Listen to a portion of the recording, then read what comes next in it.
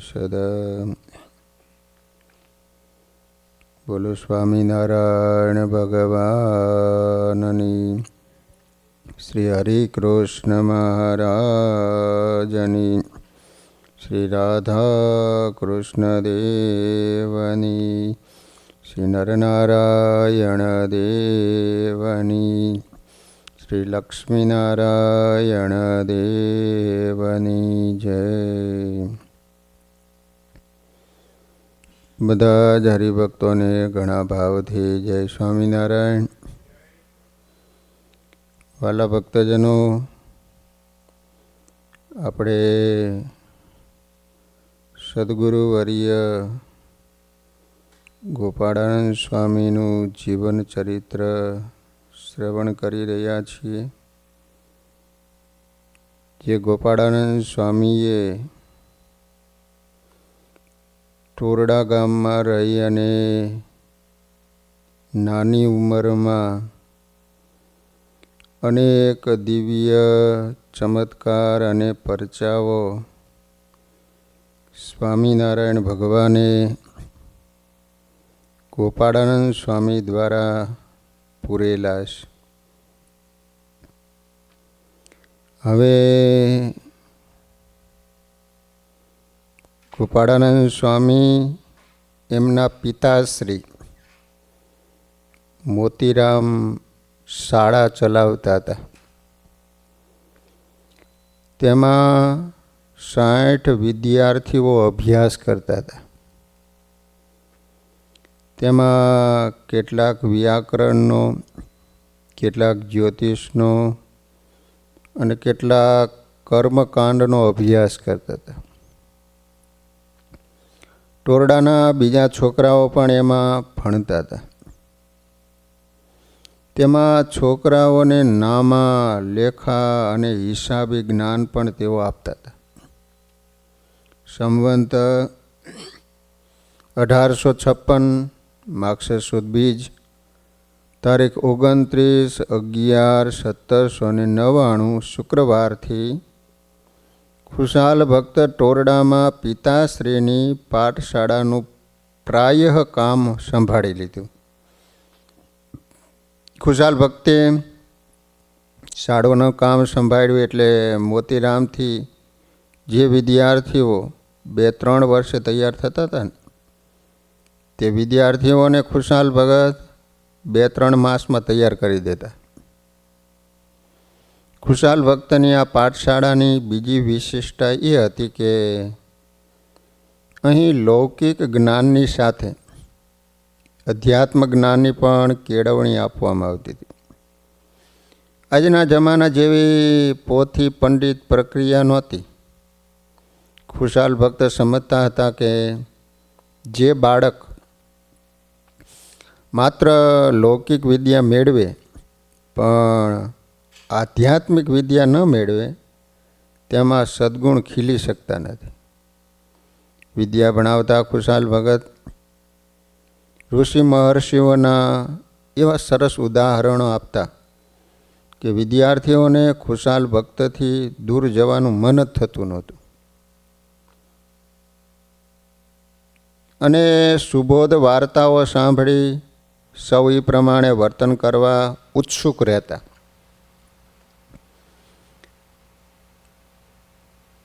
ધ્યાન એ આત્માનો ખોરાક છે.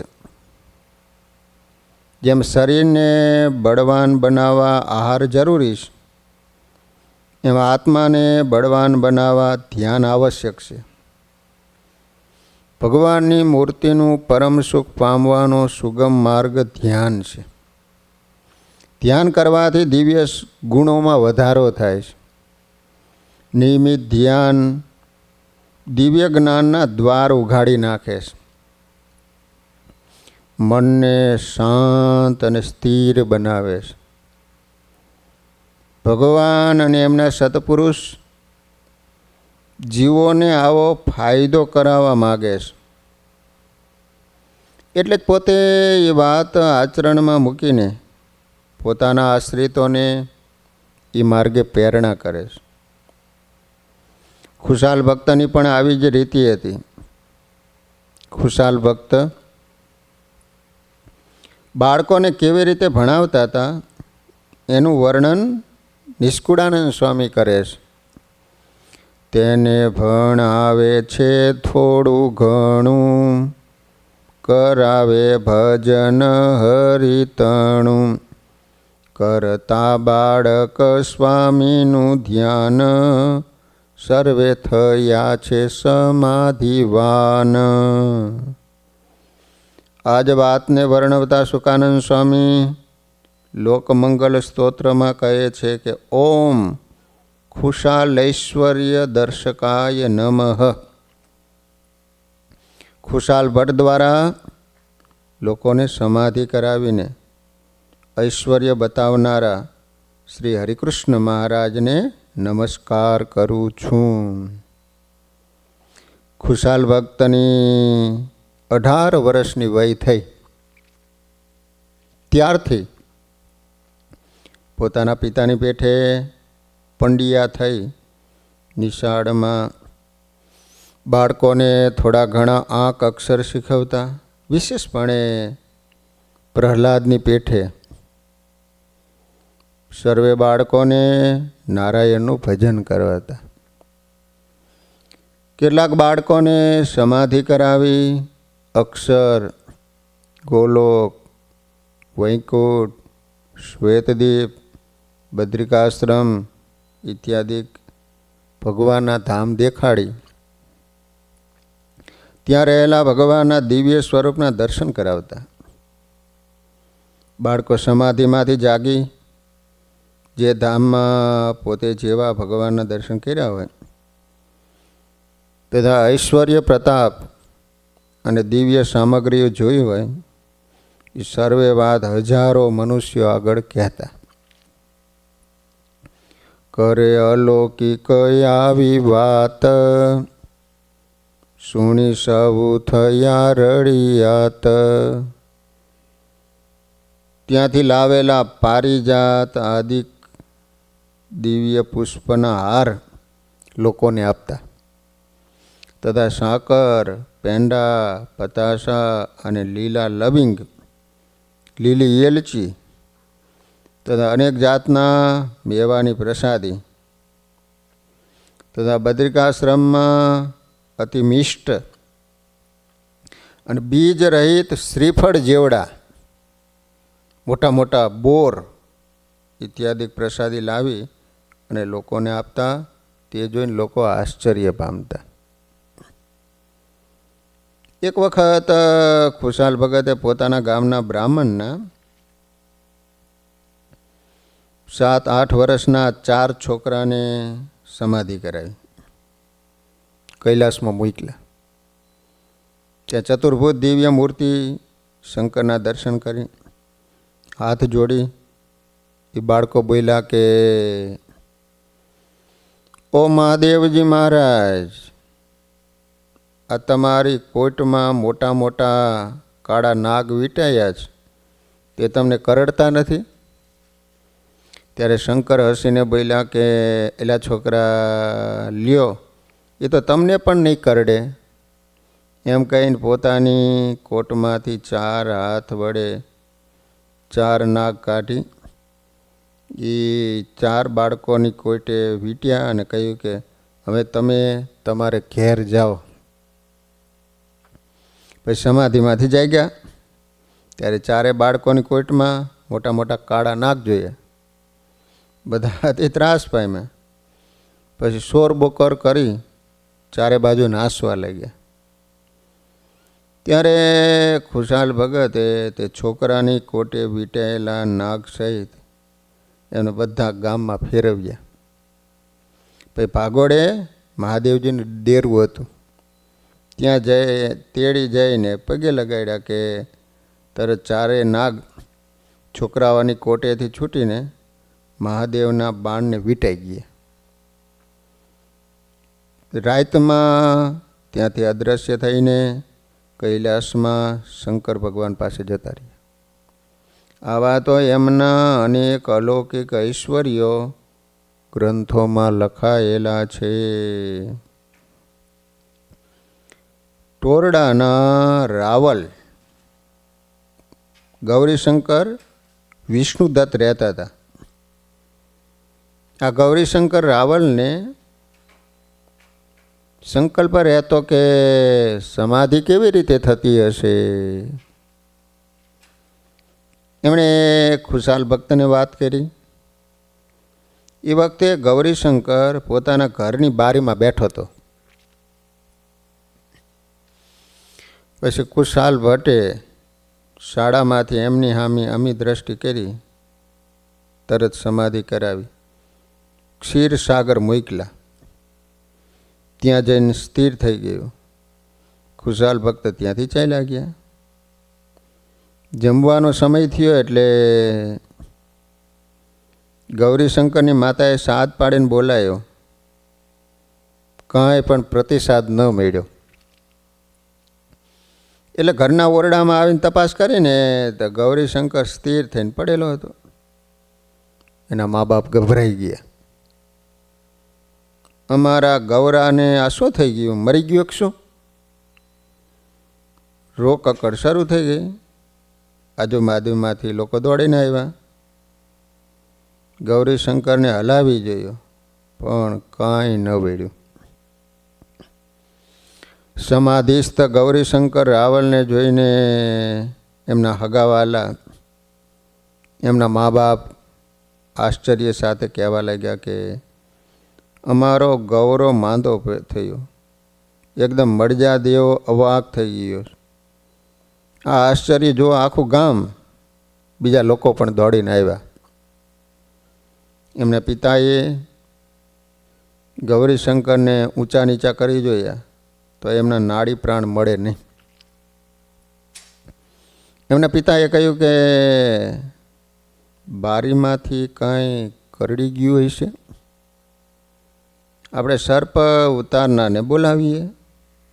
પરંતુ લોકોએ ખુશાલ ભક્તને બોલાવ્યા.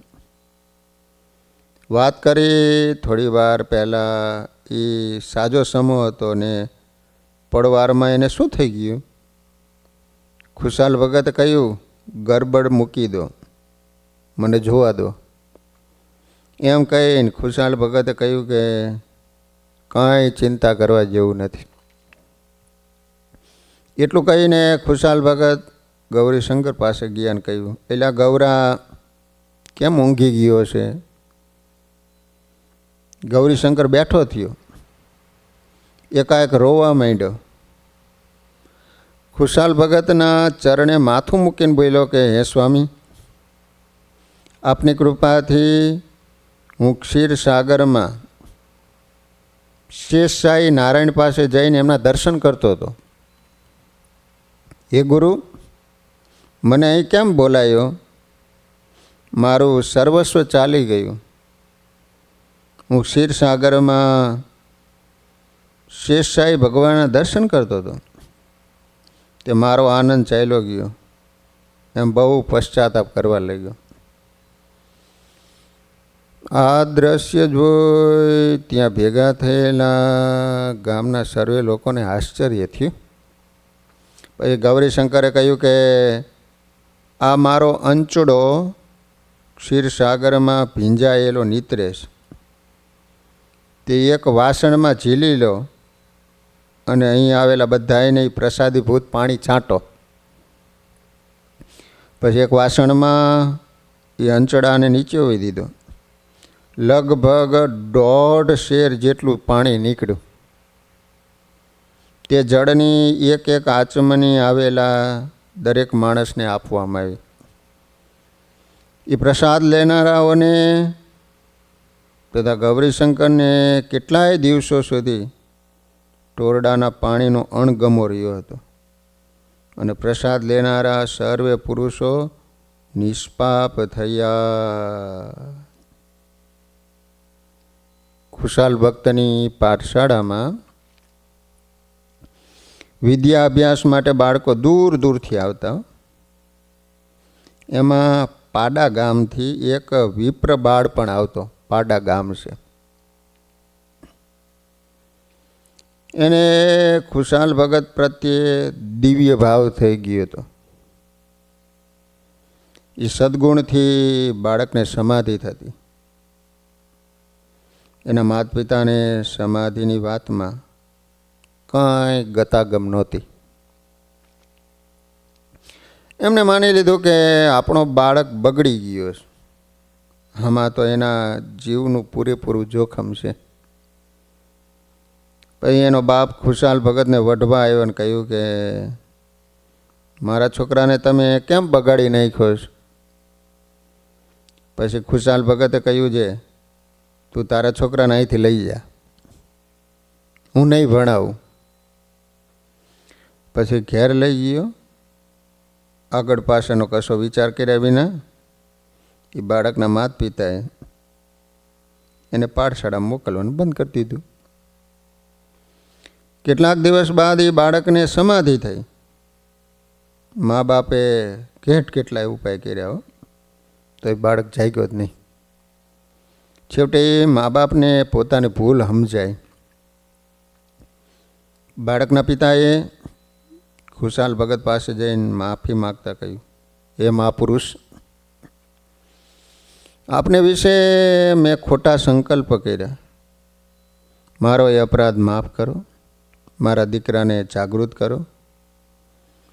એમ બ્રાહ્મણ ખુશાલ ભગતની પ્રાર્થના કરવા માંડ્યો, હે ખુશાલ ભક્ત, ભલા થઈને મારા છોકરાને ઉઠાડો. ત્યારે ખુશાલ ભગત બોલ્યા છે, એ છોકરાને તું કહેજે કે ખુશાલે કહ્યું છે માટે ઉઠ. પછી તે છોકરાને બાપે આવીને એ રીતે બાળકને કહ્યું ને એટલે છોકરો તરત સમાધિમાંથી ઉઠ્યો. સમાધિમાં જોયેલા દિવ્ય ધામની વાતો કરવા લાગ્યો.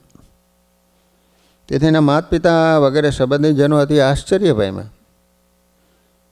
આ રીતે જેને સંભાળે ત્યાં સમાધિ થાય, જેનું નામ લે ત્યાં સમાધિ ઉતરી જાય. એ સામર્થ્ય સર્વાવતારી ભગવાન શ્રી સ્વામિનારાયણની છે. આ રીતે ખુશાલ ભટ્ટ દ્વારા શ્રીજી મહારાજે અનેક લોકોના કાર્ય કર્યા હતા. પોતે વિદ્યાર્થી ભણાવતા ને ત્યારે કેટલાક બાળકોને સમાધિઓ કરાવતા, અક્ષરધામ આદિક દેખાડતા હતા. પછી બાળકો સમાધિમાંથી દેહમાં આવીને સૌની આગળ સ્પષ્ટ વાત કરતા, અમે ગોલોક અને અક્ષર આદિક ધામ દેઠા. એવી રીતે એ બાળકોને સમાધિ કરાવતા હતા અને બ્રહ્મ વિદ્યા શીખવતા હતા. આ કામ સામાન્ય માણસથી થાય નહીં. જેને સદા ભગવાન સાથે એકતા વર્તતી હોય ને એ જ આ રીતે બીજાને સમાધિ કરાવી દિવ્ય ધામનો અનુભવ કરાવી શકે.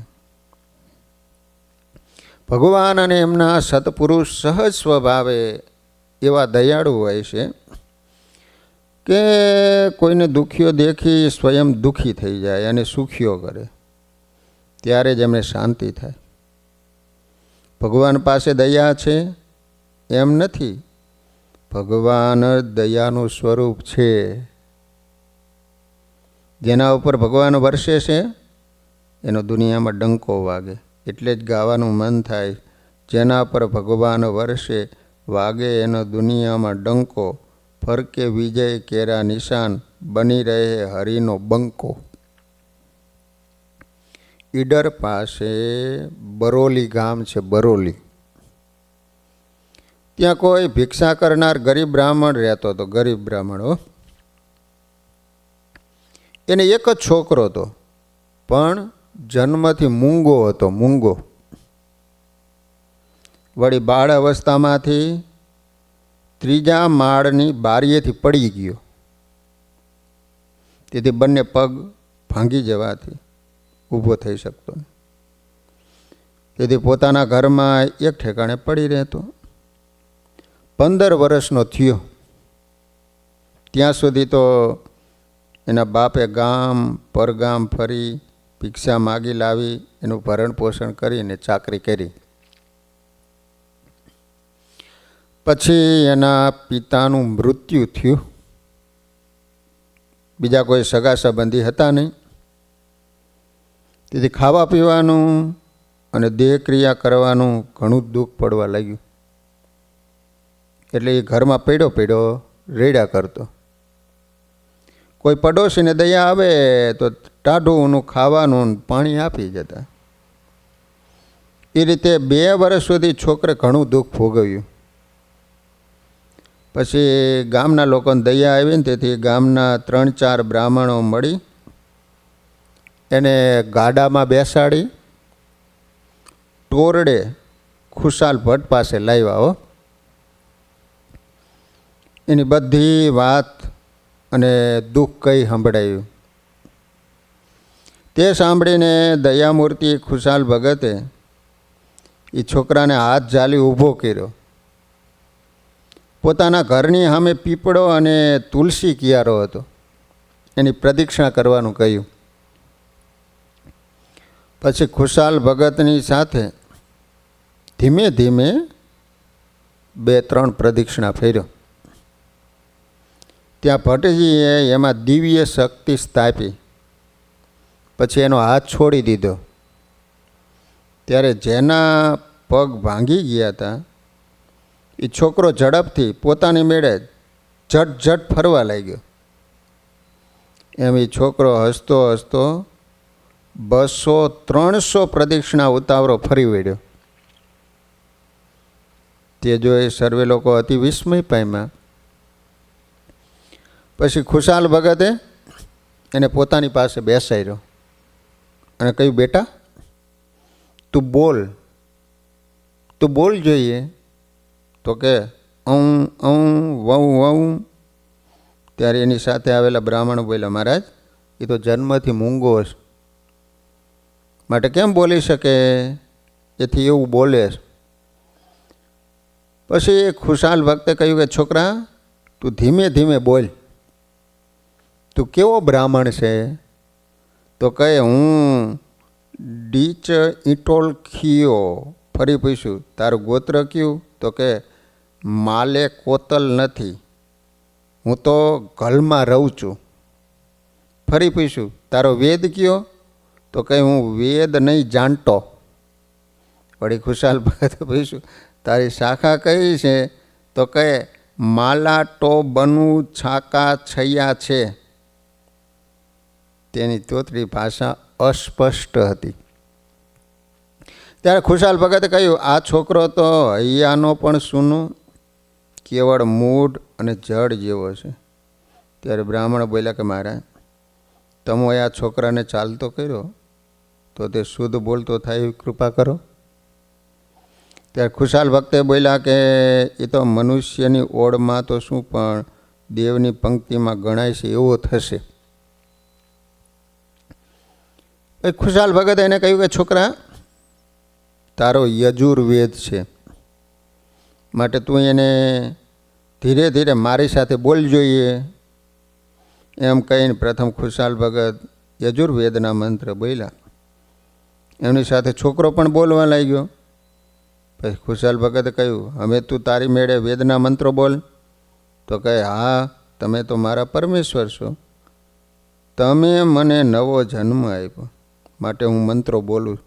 એમ કહીને પોતાની મેળે શુદ્ધ અને સ્પષ્ટ સુસ્વર યજુર્વેદ સંહિતાના 40 અધ્યાય મુખપાઠ ભણી ગયો. પછી ખુશાલ ભગતે તે છોકરાને તથા સાથે આવેલા બ્રાહ્મણોને પોતાને ઘેર જમાડ્યાને કહ્યું કે હવે તને નિત્ય મિષ્ટાન ભોજન અને પુષ્કળ દક્ષિણાઓ મળશે. વિશેષમાં ખુશાલ ભગતે આશીર્વાદ આપ્યા. આ ગૌરી શંકર તો દેવતુલ્ય ગણાય એવો શ્રેષ્ઠ વિદ્વાન થશે. એ સાથે એને કહ્યું હવે તું ગામો ગામ ફરજે, તને બધા મિષ્ટ ભોજન ઉપરાંત દક્ષિણાઓ પુષ્કળ ધન આપશે. તું નિત્ય ભગવાનનું ભજન કરજે. સંત ચરણને પકડે એ તો પૂરા ફાવી જાતા રે. સંત ભલામણ કામ કરે છે બાંધે પ્રભુથી નાતા રે. ઓળખાણ એ ખાણ છે મોટી ભંડાર છે અખૂટ રે. સંબંધ પ્રભુથી એવો બાંધે જીવનભર અતૂટ રે. બ્રાહ્મણોએ આવી કલ્પના નહોતી કરી હો. કે ખુશાલ ભગત આ રંક જેવા ગૌરીશંકરને રાજા બનાવી દઈશ. બધા એના મોઢેથી એક ઘોષણા થતી હતી કે વાહ ખુશાલ ભક્ત વાહ, તમે તો સાક્ષાત ભગવાન છો. પૂર્વે મુકમ કરો હતી વાચાલું ની માત્ર વાતો સાંભળી હતી, પણ આજે તો એ નજરે નહીં આડ્યું. ખુશાલ ભગતની રજા લઈ બ્રાહ્મણો જવા તૈયાર થયા ને ત્યારે ગૌરીશંકર કહે મારે તો ખુશાલ ભક્ત પાસે જ રહેવું છે ને એમની સેવા કરવી છે. પરંતુ ખુશાલ ભગતે આગ્રહ કરીને કહ્યું તું હમણાં જા, અમે પછી તને મળવાના છીએ. બાળકે કમને પણ વિદાય લીધી. તે છોકરાએ તથા બ્રાહ્મણોએ ખુશાલ ભગતને સાક્ષાત ભગવાન જાણી પ્રદક્ષિણાઓ કરી, સાષ્ટાંગ નમસ્કાર કર્યા. પછી તો છોકરો બ્રાહ્મણો સાથે ઉતાવળે પગે ચાલતો પોતાના ગામ ગયો. પછી તો તે છોકરો ઈડર, અમદાવાદ વગેરે ઘરે ઠેકાણે ચાલીને યાત્રાએ કે પૂજન કરાવવા જતો. ત્યાં સારા સારા ગ્રસ્ત બ્રાહ્મણોને ઘેર વેદ બોલતો, તેથી પુષ્કળ ભોજન અને દક્ષિણાઓ મળતી. પછી વૈદિક બ્રાહ્મણોને ત્યાં યજુર્વેદના 40 અધ્યાય સ્વરે સહિત શુદ્ધ ઉચ્ચાર વડે મુખપાઠ બોલી જવાથી વિદ્વાન બ્રાહ્મણોની સભામાં પણ એનું ઘણું સન્માન અને પ્રતિષ્ઠા થાય. તેથી જ્યાં યજ્ઞ યાજ્ઞાદિક થાય ત્યાં એને નિમંત્રણ થતું. એમને ગૌરીશંકર ધનપાઠી નામ પ્રસિદ્ધ થયું. પછી તો એ સારા ઉત્તમ સત્સંગી થયા. શ્રીહરિના દર્શન કરવા ઘણીવાર અમદાવાદ અને વડતાલ આવતા હતા. સંવંત 1878ના ફાગણ માસમાં શ્રીહરિએ પોતે અમદાવાદમાં પ્રથમ શ્રી નરનારાયણ દેવની પ્રતિષ્ઠા કરીને ત્યાં વરુણીમાં એ ગૌરીશંકર ધનપાઠીને વરાવ્યા હતા યજ્ઞની અંદર. તેમને જોઈને એ મંડપમાં એની ઓળખાણ શ્રીજી મહારાજે પોતે આપી અને કહ્યું કે મોટા પુરુષ તો જળને ચેતન કરે, પશુને દેવ કરે, તે જુઓ આ બેઠા.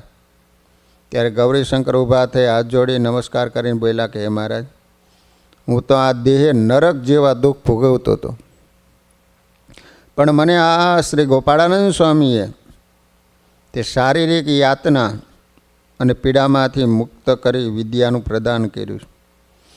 ત્યારથી મેં એમનો આશરો કર્યો છે. હું તો એને ભગવાન જ સમજું છું અને તમોને એમનાય પણ ભગવાન સમજું છું. એ સાંભળી શ્રીહરિ મંદ મંદ હસવા લાગ્યા.